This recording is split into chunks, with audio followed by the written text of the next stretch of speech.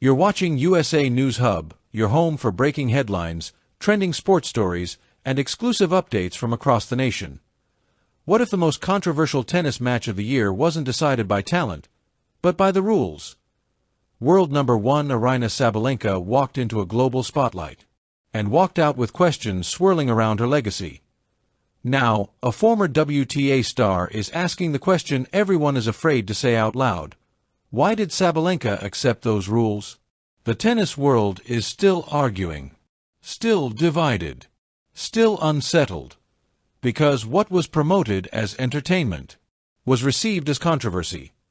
The much-hyped Battle of the Sexes exhibition in Dubai has left fans, former players, and analysts asking uncomfortable questions, not just about Nick Kyrgios, but about Aryna Sabalenka, the world number 1 in women's tennis. And now, a respected former WTA star has stepped forward to challenge the narrative. Tennis the night that sparked a firestorm. Inside Dubai's Coca-Cola Arena, under bright lights and global coverage, Aryna Sabalenka faced Nick Kyrgios in a match designed to blur the lines between sport and spectacle. The result? Kyrgios defeated Sabalenka 6-3, 6-3, but the scoreline only tells a fraction of the story, because the match was never played on equal terms. From the very beginning, the rules raised eyebrows, balance the matchup, and Nick Kyrgios was allowed only one serve per point. Kyrgios was restricted to hitting into half of the court. Sabalenka had access to a larger target area. Court dimensions were altered. Confusing viewers, what was intended as fairness became the biggest source of criticism. Fans complained the altered court looked awkward. Analysts said it disrupted rhythm. Viewers struggled with inconsistent television production and erratic camera angles. Instead of celebrating tennis, audiences debated legitimacy. Speaking head, enter Alizé Cornet. Amid the backlash, former world number 11 Alizé Cornet delivered the most pointed critique yet. Speaking on RMC Sports, Cornet didn't attack the concept alone. She questioned Sabalenka's decision. Translated from French, Cornet said, "I'd really like to ask Aryna Sabalenka why she accepted those rules. Why she agreed to reduce the court size when she's been the world number 1 for 2 years. It was calm. It was measured. But it landed with force. Brain, why this question hits hard." Cornet's comment goes deeper than this one match. Aryna Sabalenka is not a rising star. She is not an underdog. She is the dominant player of her era. 2 years at world number 1. Multiple Grand Slam titles. One of the most powerful games women's tennis has ever seen. Why participate in a format that implied she needed help? That is the heart of the controversy.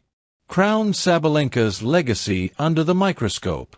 In the United States, fans place enormous value on competitive integrity. Great champions are respected because they compete head-to-head.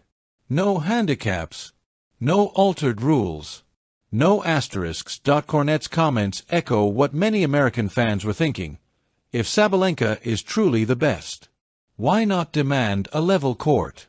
Performing arts entertainment versus sport.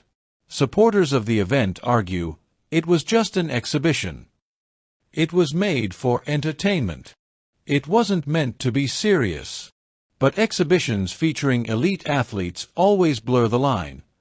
Once you invite a world number 1. Once you sell pay-per-view drama.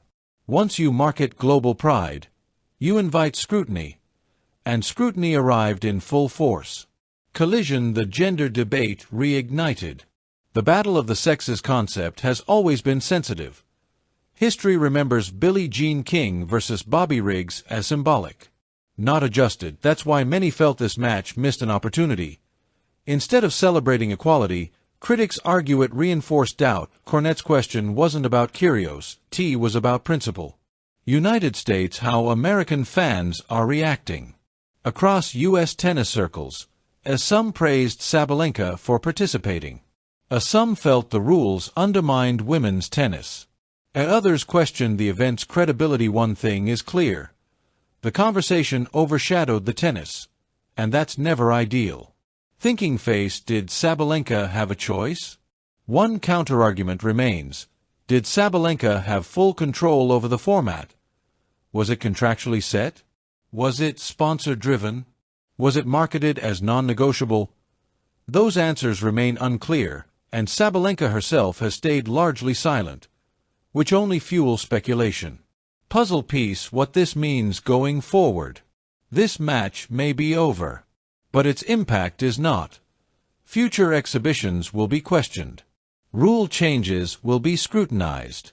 Top players may become more selective, and Sabalenka's decision will remain part of her story, fairly or unfairly. This wasn't about winning or losing, it was about identity, about perception, about what the world's best players represent. Alizé Cornet asked a question that won't fade quietly.